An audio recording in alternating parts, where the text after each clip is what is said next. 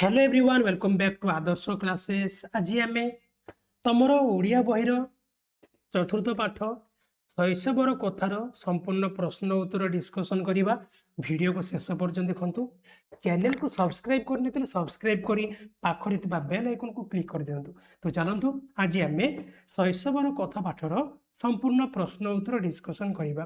तो वीडियो आरंभ करने पूर्व तुम गोटे छोटिया इनफॉरमेशन देवाक चाहूँगी। तुम पंचम क्लास परिवेश विज्ञान, षष्ठ सप्तम अष्टम क्लास विज्ञान एवं सामाजिक विज्ञान संपूर्ण नोट्स अवेलेबल हो जाइए। जदि किए डाउनलोड करने चाहते तेरे वीडियो रे डिस्क्रिप्शन रे गोटे लिंक दि जाइए, से लिंक ऊपर क्लिक करके डाउनलोड कर दिंतु। आउ जदि केमिति डाउनलोड करें जानी ना तेरे वीडियो रे डिस्क्रिप्शन रे आउ गोटे लिंक दि जाइए, से लिंक रे क्लिक करके जानी पारिबे केमिति पीडीएफ जो निज मोबाइल रे डाउनलोड करेंगे। ठीक अच्छे, तो जल्दी जातु जहाँ को दरकार डाउनलोड कर दिंतु है। तो चलतु आज आम शैशवर कथा पाठर संपूर्ण प्रश्न उत्तर डिस्कसन करवा। ठीक अच्छे,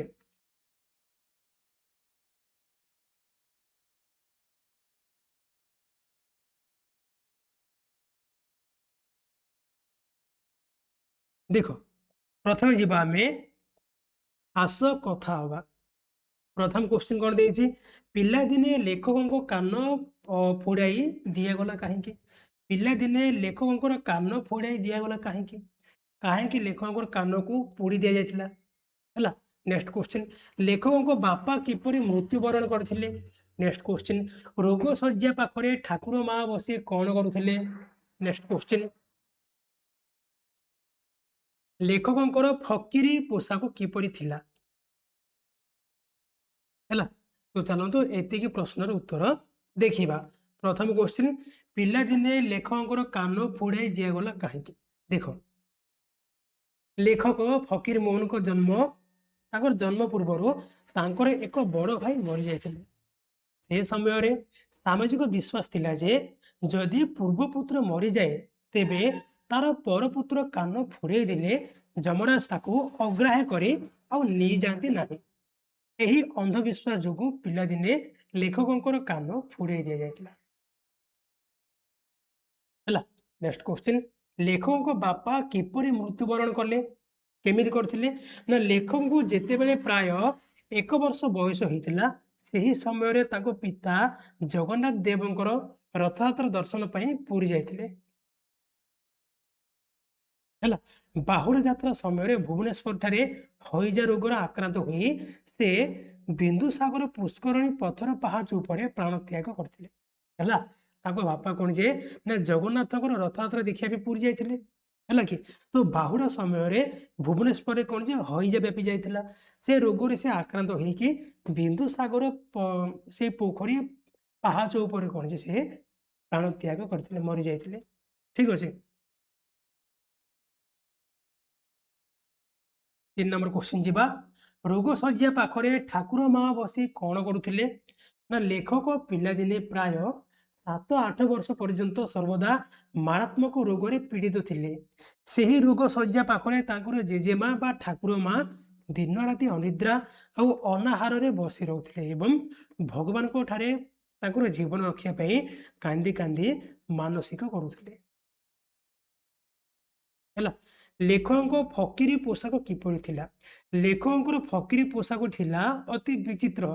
तांको पई अश्रुपूर्ण गोटे कंथा, देहरे नाना रंगर कना तियारे एक तपकन बा गोटे कुर्ता, मुंडरे पगड़ी टोपी एवं हाथरे जलंता लाल रंगर गोटे बाड़ी दिया जाउथिला है। ये थिला कोन लेखकों फकीरी पोशाक। ठीक अच्छे, नेक्स्ट क्वेश्चन जीवा पाठ रू। देख ठीक उत्तर पाखे आम कौन स्टार चिन्ह दबा। प्रथम क्वेश्चन कही, फकीर मोहन केउं तिथि जन्म ग्रहण करते, केबे ना मकर संक्रांति रे फकीर मोहन जन्म ग्रहण करते। पोषा कुकुरटी अनाहार रे मरी जबार कारण कौन, कारण कौन से लेखकों बापा को झुरुला है। सी कौन लेखकों बापा को झुरुला। ठाकुर माँ अनिद्रा अनाहार रे समय बिताउथिले कहीं, ठाकुर माँ अनिद्रा अनाहार रे समय बिताउथिले कहीं। କାହିଁକି ନା ସେ ଦିନ ରାତି ଲେଖକଙ୍କ ଶଯ୍ୟା ପାଖରେ ଜଗି ବସୁଥିଲେ। କାହିଁକି ଜଗୁଥିଲେ?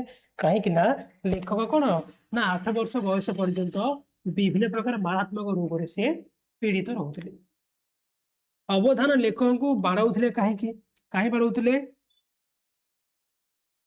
ନା ବଡ ବାପାଙ୍କ ମନର କଥା ଭଲ କରି ବୁଝି ଯାଇଥିଲେ, ସେଥିପାଇଁ କଣ ଅବଧାନ ତାଙ୍କୁ ବାଡ଼ଉଥିଲେ। ଠିକ ଅଛି।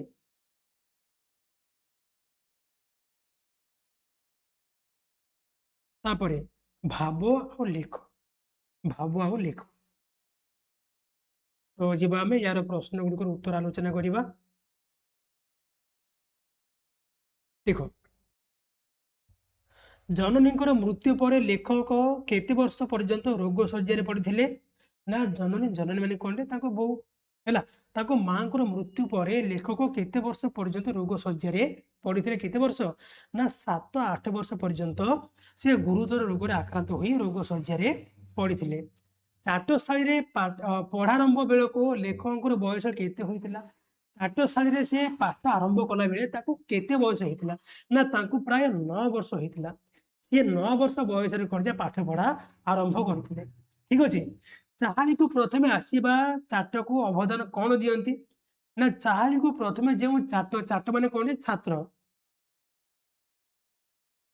ଛାତ୍ର ହେଲା। ତ ଚାହାଳିକୁ ପ୍ରଥମେ ଆସିଥିବା ଚାଟକୁ ଅବଦାନ କଣ ଦିଅନ୍ତି? ନା ଚାହାଳିକୁ ପ୍ରଥମେ ଆସିଥିବା ଚାଟକୁ ଅବଦାନ ହାତରେ ଶୂନ୍ୟତାଟିଏ ବା ଶୂନ୍ୟ ଚିହ୍ନ ଦେଇଥାନ୍ତି। ଶୂନ ଶୂନ ଶୂନ କଣ ଏମିତି ପ୍ରାକ୍ଟିସ କରିଥାନ୍ତି। ଏହାର ଅର୍ଥ ସେଇ ଛାତ୍ରଟି ସବୁଠାରେ ଆଗେ ଆସିଥିବାରୁ ତାକୁ ମାତ୍ର ଗୋଟେ ବେତମାଡ଼ ବା ସର୍ବନିମ୍ନ ଦଣ୍ଡ ମିଳିଥାଏ। ଠିକ ଅଛି। ବେଶୀ ବେଳ ଯାଏ ଶୋଇପଡ଼ିଥିବା ଚାଟଟି ଡରରେ ନିଜକୁ କିପରି ରକ୍ଷା କରିଥାଏ? ନା ବେଶୀ ବେଳ ଯାଏ ଶୋଇପଡ଼ିଥିବା ଚାଟଟି ଅବଧାନଙ୍କ କଠୋର ବେତ ପାହାର ଭୟରେ ଚାହାଳିକୁ ନ ଯାଇ କୌଣସି ନିରାପଦ ସ୍ଥାନ ଯେପରିକି ଗାଁ ହାଣ୍ଡିଶାଳରେ ବା ରୋଷେଇ ଘରେ ପଶି ହାଣ୍ଡି ପିଡ଼ା ଧରି ଲୁଚି ରହି ନିଜକୁ ରକ୍ଷା କରିବାକୁ ଚେଷ୍ଟା କରିଥାଏ। କାହିଁକି? ମାଡ଼ ଭୟ ହେଲା। ମାଡ଼ ଭୟରେ ଲେଟରେ ଗଲେ କଣ ଅବଦାନ ବାଡ଼େଇ ଦେବେ। ଠିକ ଅଛି। ନଣ୍ଡା ଗୋସାଇ ମଠରେ ଥିବା ଚାହାଳିଟିରେ କେଉଁ କେଉଁ ତିଥିରେ ପାଠପଢ଼ା ବନ୍ଦ ରହୁଥିଲା? ନଣ୍ଡା ଗୋସାଇ ମଠରେ ଥିବା ଚାହାଳିଟିରେ ପ୍ରତିପଦ, ଅଷ୍ଟମୀ, ଚତୁର୍ଦ୍ଦଶୀ ଏବଂ ଅମାବାସ୍ୟା ଏହି 4ଟି ତିଥିରେ ପାଠପଢ଼ା ସମ୍ପୂର୍ଣ୍ଣ ବନ୍ଦ ରହୁଥିଲା। କେବେ କେବେ? ନା ପ୍ରତିପଦ, ଅଷ୍ଟମୀ, ଚତୁର୍ଦ୍ଦଶୀ ଆଉ ଅମାବାସ୍ୟା। ଠିକ ଅଛି। ନେକ୍ସଟ କ୍ୱେଶ୍ଚିନ୍, ସେହି ତିଥିରେ ଉପର ଭଳି ବଡ଼ ବଡ଼ ଚାଟ କଣ କରନ୍ତି? ନା ସେହି ତିଥିରେ ଦେଖ, ସେହି ପାଠପଢ଼ା ବନ୍ଦ ଥିବା ତିଥି ମାନଙ୍କରେ ଉପର ଭଳି ବଡ଼ ବଡ଼ ଚାଟମାନେ ବା ଛାତ୍ରମାନେ ଏକାଠି ହୋଇ ଗାଁ ମଝିରେ ଶାଳ ପତ୍ରରେ ଠୋଲା ତିଆରି କରନ୍ତି ଏବଂ ତାକୁ ଧରି ଗାଁ ସାନ୍ତ ବା ମନ୍ୟଗଣ୍ୟ ଲୋକଙ୍କ ପାଖକୁ ଯାଇ ଚାଉଳ ଆଉ ଭିକ୍ଷା ସଂଗ୍ରହ କରନ୍ତି, ଯାହା ଅବଦାନଙ୍କ ପାଇଁ ଉଦ୍ଦିଷ୍ଟ ଥାଏ। ସେମାନେ କଣ କରନ୍ତି? ନା ବଡ଼ ବଡ଼ କଣ ଶାଳ ପତ୍ରର ଠୋଲା ତିଆରି କରନ୍ତି ଆଉ ତାକୁ ନେଇ କଣ ଯେ ଗାଁର ସାନ୍ତ ମନ୍ୟଗଣ୍ୟ ଲୋକ ପାଖକୁ ଯାଇ କଣ ଯେ ଭିକ୍ଷା ସଂଗ୍ରହ କରନ୍ତି। କାହା ପାଇଁ? ନା ଅବଦାନଙ୍କ ପାଇଁ। ଠିକ ଅଛି। ପାର୍ସି ସ୍କୁଲରେ ପଣ୍ଡିତେ ଛାତ୍ରମାନଙ୍କୁ କଣ ଶିଖଉଥିଲେ? ପାର୍ସି ସ୍କୁଲରେ ପଣ୍ଡିତେ ଛାତ୍ରମାନଙ୍କୁ କଣ ଶିଖଉଥିଲେ? କଣ ଶିଖଉଥିଲେ? ନା ବାଲେଶ୍ୱର ପାର୍ସି ଅବତନିକ ସ୍କୁଲରେ ଓଡ଼ିଆ ପଣ୍ଡିତ ବନମାଳୀ ଦାସ ଛାତ୍ରମାନଙ୍କୁ ବାପା, ଭାଇ ପ୍ରଭୃତିଙ୍କୁ କିପରି ଚିଠି ଲେଖାଯାଏ, କୋର୍ଟ କଚେରୀ ପାଇଁ ଦରଖାସ୍ତ କିପରି ପ୍ରସ୍ତୁତ କରାଯାଏ ଏବଂ ଜମିବାଡ଼ିର ହିସାବ କିତାବ କିପରି ରଖାଯାଏ, ଏହି ସବୁ କଣ ବ୍ୟବହାରିକ ଶିକ୍ଷା ଦଉଥିଲେ। ଠିକ ଅଛି। ଏବେ ଯିବା ଆମେ ତୁମେ ଯାହା ବୁଝିଛ। ଦେଖ, ଲେଖକଙ୍କୁ ତାଙ୍କର ଠାକୁର ମା ପୀରଙ୍କ ପାଖରେ ଫକୀର କରାଇ ଦେଇଥିଲେ। ତୁମେ ପିଲାଦିନେ ସେହିପରି ଫକୀର ଯୋଗୀ କିମ୍ବା ବାବାଜୀ ହୋଇଛ କି? ଯଦି ହଁ, ତେବେ ତାହା କିପରି ଥିଲା? ତୁମେ ପିଲାଦିନେ କେବେ ବାବାଜୀ ହୋଇଛ କି? ଯଦି ହଁ, ତେବେ ଲେଖିବ, ଯଦି ନାହିଁ ତେବେ ଛାଡ଼ିଦବ। ଠିକ ଅଛି। ଲେଖିବ ନା ମୁଁ ପିଲାଦିନେ ଲେଖକଙ୍କ ପରି ସେଭଳି କୌଣସି ମାନସିକ କାରଣରୁ ଫକୀର ବା ବାବାଜୀ ହୋଇନାହିଁ। ମାତ୍ର ଆମ ଅଞ୍ଚଳରେ ଅନେକ ପିଲା ରୋଗରୁ ମୁକ୍ତି ପାଇବା ପାଇଁ ବା ସୁରକ୍ଷା ପାଇଁ ପିଲାଦିନେ ମାନସିକ ଅନୁଯାୟୀ କାନ ପୋଡ଼େଇବା କିମ୍ବା କୌଣସି ପର୍ବପର୍ବାଣୀରେ ଯୋଗୀ ବେଶ ସାଜିବାର ମୁଁ ଦେଖିଛି। ହେଲା, ଲେଖିବ ୟାକୁ। ନେକ୍ସଟ କ୍ୱେଶ୍ଚିନ୍, ଲେଖକ ଅବଧାନଙ୍କ ଚାହାଳିରେ ପାଠ ପଢିଥିଲେ। ତୁମର ଜେଜେମା ଜେଜେମା କିମ୍ବା ବାପା ମା ଚାହାଳିରେ ପଢିଥିବେ, ତାଙ୍କର ସେଇ ଅନୁଭୂତିକୁ ବୁଝେଇକି ଲେଖ। ହେଲା, ଯେମିତି ଲେଖକ ଚାହାଳିରେ ପାଠ ପଢିଥିଲେ ସେମିତି ତମର ଜେଜେମା କିମ୍ବା ତମର ବାପା ମା କିଏ ବି ଚାହାଳିରେ ପାଠ ପଢିଥିବେ, ତ ତାଙ୍କର ଅନୁଭୂତି ପଚାରିକି ଆମେ ଲେଖିବା। ଲେଖିବା, ମୋ ଜେଜେମାଙ୍କ ଠାରୁ ମୁଁ ଶୁଣିଛି ଯେ ସେମାନଙ୍କ ସମୟରେ ଆଜି ଭଳିଆ ବଡ଼ ବଡ଼ ସ୍କୁଲ କିମ୍ବା ବେଞ୍ଚ ଡେସ୍କ ନଥିଲା। ସେମାନେ ମାଟିରେ ବସି ଗୁଡ଼ି ବା ଖଡ଼ିରେ ଅକ୍ଷର ଲେଖୁଥିଲେ। ଅବଧାନ ମାନେ ପାଠ ନ କଲେ କିମ୍ବା ଡେରିରେ ଆସିଲେ ନିର୍ଦ୍ଦୟ ଭାବରେ ବେତରେ ମାଡ଼ ମାରୁଥିଲେ ଏବଂ କାନ୍ଥ ସିଆର ଗୋଡ଼ ଟେକା ଭଳି କଠିନ ଦଣ୍ଡ ଦେଉଥିଲେ। ମାତ୍ର ସେଠାରେ ପାଠପଢ଼ା ସହିତ ଶୃଙ୍ଖଳା ଓ ଗୁରୁ ଭକ୍ତି ଅତି ଉଚ୍ଚ କୋଟିର ଥିଲା। ଠିକ ଅଛି, ଏହାକୁ ଲେଖିବ। ତାପରେ ଯିବା ଆମେ 3 ନମ୍ବରକୁ।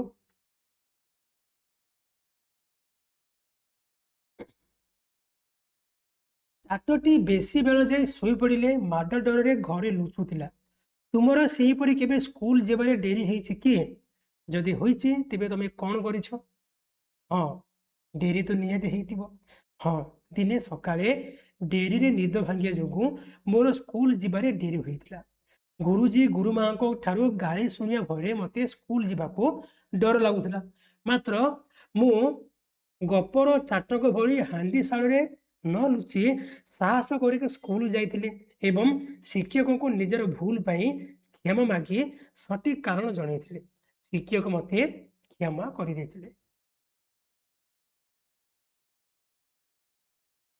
ହେଲା, ନେକ୍ସଟ କ୍ୱେଶ୍ଚିନ୍, ମାସ ଶେଷରେ ଅବଦାନ ଦରମା ମାଗିବାକୁ ଯାଆନ୍ତି। ତୁମେ ଏବେ ମାସିକ ଦରମା ଦେଇ ପାଠ ପଢୁଛ କି? ଦଉଛ କି? ନାହିଁ ନା। ମୁଁ ଏବେ ସରକାରୀ ବିଦ୍ୟାଳୟରେ ପଢୁଥିବାରୁ ମୋତେ କୌଣସି ମାସିକ ଦରମା ଦେବାକୁ ପଡ଼େ ନାହିଁ। ଏଠାରେ ମାଗଣାରେ ଶିକ୍ଷା ଦିଆଯାଏ।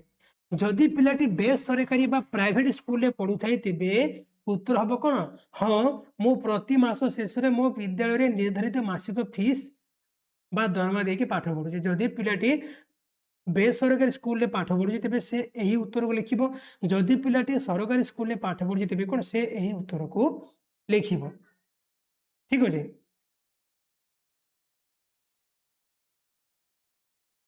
ତାପରେ ଯିବା ଆମେ ଆସ ଆମେ ସ୍ତମ୍ଭ ମିଳେଇବା।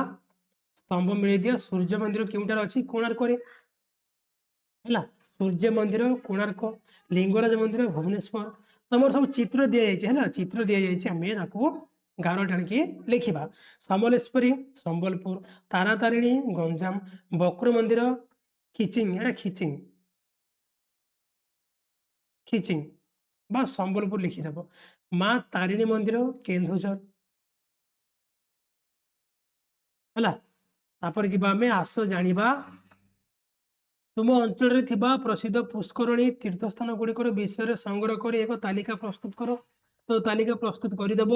ବିନ୍ଦୁସାଗର ପୁଷ୍କରଣୀ, ଲିଙ୍ଗରାଜ ମନ୍ଦିର ଭୁବନେଶ୍ୱର, ନରେନ୍ଦ୍ର ପୁଷ୍କରଣୀ, ଜଗନ୍ନାଥ ମନ୍ଦିର ପୁରୀ, ମାର୍କେଣ୍ଡିୟ ପୁଷ୍କରଣୀ ପୁରୀ, ଚନ୍ଦନ ପୁଷ୍କରଣୀ ଘଟଗାଁ ମା ତାରିଣୀ ପୀଠ କେନ୍ଦୁଝର, ପାପନାଶିନୀ କୁଣ୍ଡ ପୁଷ୍କରଣୀ ବା ଭୁବନେଶ୍ୱର। ହେଲା, କେଉଁଠାରେ ଅଛି ନା ଭୁବନେଶ୍ୱରରେ ଅଛି। ଠିକ ଅଛି,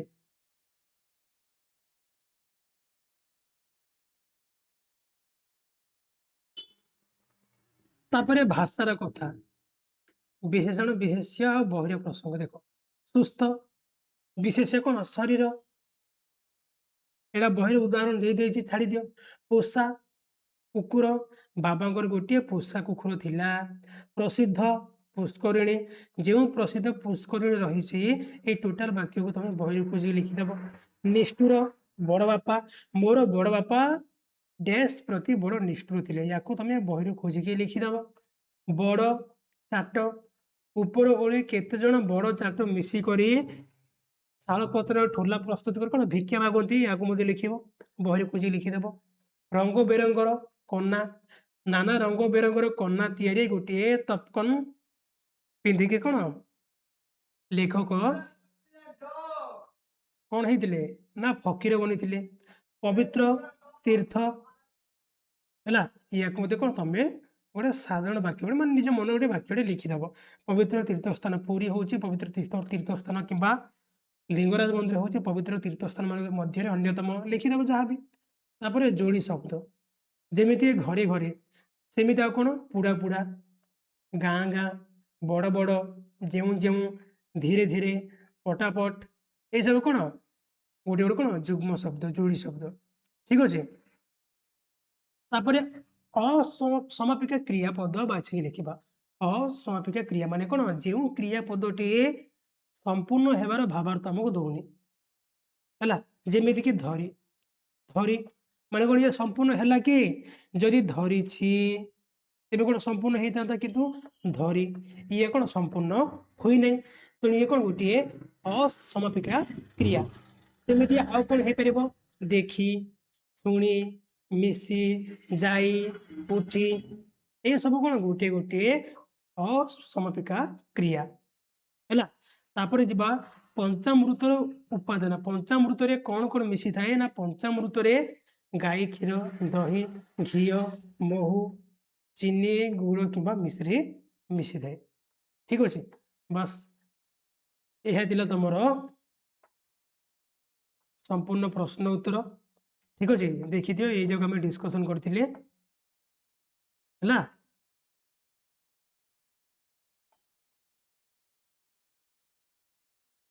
ठीक अच्छे तो आशा करुच्ची भिडटी निश्चय रूपे भल लगी जदि भल लगी गोटे लाइक कर दिंतु आउ एमती तुम सबुजाक सब्जेक्ट प्रश्न उत्तर भिड पाइबा चैनल को सब्सक्राइब कर पाखरी बेल आइकन को क्लिक कर दिंतु एवं आउ जदि तुम नोट्स डाउनलोड कर चाहते तेरे वीडियो डिस्क्रिप्शन में लिंक रे क्लिक करके डाउनलोड कर दिंतु ठीक अच्छे आज ये पुणी देखा नेक्स्ट क्लास रे धन्यवाद।